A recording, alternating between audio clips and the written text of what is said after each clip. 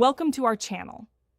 If you suspect fraud on your account, follow these step-by-step instructions to freeze it quickly and dispute fraudulent activity. Step 1. Call your bank's fraud hotline immediately at any sign of suspicious activity. Most banks have 24/7 fraud departments specifically for these emergencies. Step 2.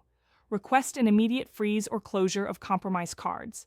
The bank will deactivate your current card to prevent additional fraudulent charges from occurring. Step 3. Change all online banking passwords and security questions right away.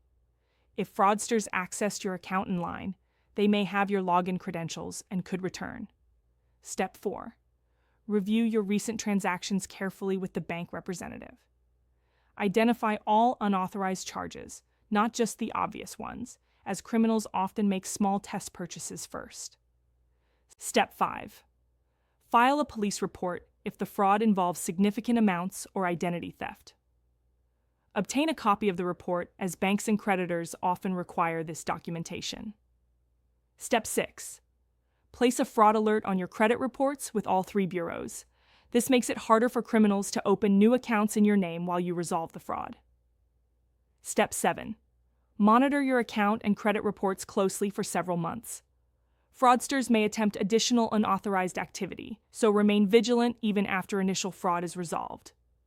Step 8. Request new account numbers if your account information was compromised.